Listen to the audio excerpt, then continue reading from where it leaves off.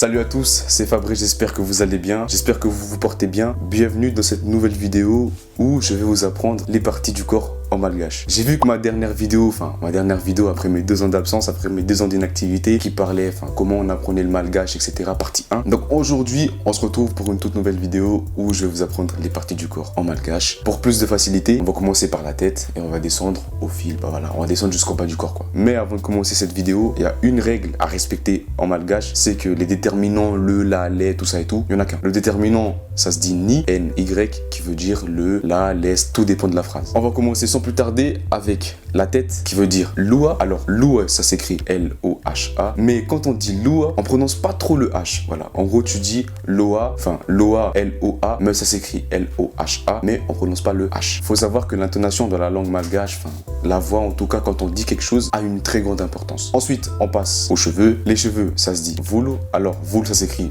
V-O-L-O, donc vulu, V-O-L-O, les cheveux. Pour dire le front, on dit andrina. Pas andrina, andrina, andrine, andrina. Ça s'écrit A-N-D-R-I-N-A, andrina, andrina. Le cerveau, atido, pas atidoha. Si je le dis au ralenti, ça donne atidoa, mais on prononce pas le H. Pour dire l'œil ou les yeux, maso. Pas maso, maso, maso. Pour dire l'oreille, il y a 2 façons. Pourquoi il y a 2 façons? Parce que tout dépend de l'endroit où vous êtes à Madagascar. Par exemple, si vous êtes dans les hauts plateaux, à la capitale, à Fenaranso, tout ça et tout, pour dire l'oreille, on dit soufn, S-O-F-I-N-A. Soufn. Mais par exemple, si vous allez dans les zones côtières, par exemple au nord, à Diego Suarez ou à Majunga, on peut dire soufn. Donc on peut dire les deux, mais tout dépend de l'endroit où vous êtes. Le nez, c'est pareil. Dans les hauts plateaux, on dit urn. Et au nord ou dans les zones côtières, on dit orung. O-R-O-G-N-O. Mais là, par contre, le premier O du orung a un accent circonflexe. Pour dire la moustache, vulumbava vient de vulu, les cheveux, les poils, les trucs comme ça et tout. Et vava, qui veut dire la bouche. On a assemblé les deux, on a rajouté une lettre qui est le M, un trait d'union, et on a remplacé le V de vava par B. Donc ça donne vulumbava. La barbe,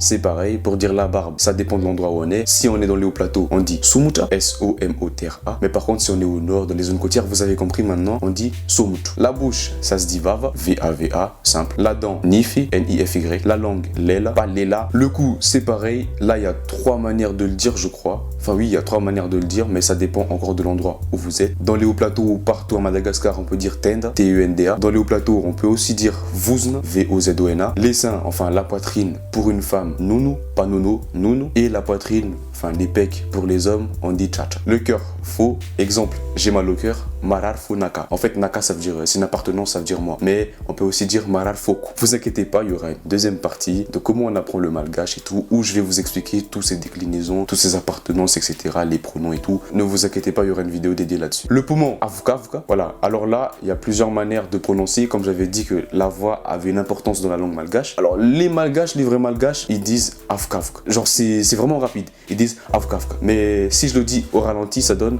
avuka, vuka. Enfin, coupé, quand je coupe. Avuka, avuka. On dit avuka, avuka. Voilà. Et pas avoka, voka, avuka, avuka. Estomac, vavoun, pas vavouni. Vavoun, par exemple, mal à l'estomac, marar vavoun ou marar vavoun naka. Le ventre, kibu, pas kibu. L'os, il y a 2 manières de dire l'os. Taoulin, dans les hauts plateaux. Et au nord ou dans les zones côtières, on dit taoul. Le dos, encore une fois, il y a 2 manières de dire. On peut dire la mousna ou la mousse. Le bras, sand, pas sandri, sandri, sand. Il y a aussi 2 manières de dire la main. Il ne faut surtout pas confondre tanana et tanana qui veut dire la terre. Ça s'écrit de la même façon, mais c'est pas la même chose. Donc, faut pas confondre tanana qui veut dire la main et tanana qui veut dire la terre. Comme j'avais dit encore une fois, la voix a vraiment une importance dans la langue malgache. Donc pour dire la main, il y a 2 manières de le dire, soit tanana ou tanana. Alors maintenant, on va un petit peu venir aux endroits où j'ai jamais dit en malgache, je sais pas que j'ai jamais dit, mais que je dis rarement en malgache parce que par exemple, si je dis j'ai mal à la main, ils vont comprendre que la main, ils vont prendre en compte le doigt, etc. Donc pour dire le doigt, on dit ransantanana ou ransantangan. Le pouce, on dit inkibé, on prononce surtout pas le H. Enfin, il y a des mots où on peut prononcer le H, mais là, on prononce pas le H, inkibé, qui veut dire le pouce. L'index, on dit fanundu et pas fanondro ou fanondro, F-A-N-O-N-D-R-O, fanundru. Le majeur, on dit fanundru adala, pas adala, adala, fanundru adala. L'annulaire, j'ai jamais dit ça en malgache, mais ça se prononce manarapun. Manara, espace, poana, mais on dit pas poana, c'est 2 mots composés, manarapuna. La cuisse, on dit fait. La jambe, peki, peki, peki. Le genou, il y a 2 façons de le dire, soit lualka ou lualki. La cheville, kitchkel, j'ai jamais dit ça en malgache, mais ça se dit kitchkel, pas kitrokeli. Et enfin le pied, qu'on peut dire tunguta ou vite. Alors, généralement, tunguta, c'est pour les mernes, pour les gens des hauts plateaux, etc. Mais nous, voilà, sur les zones côtières, etc., on dit vite.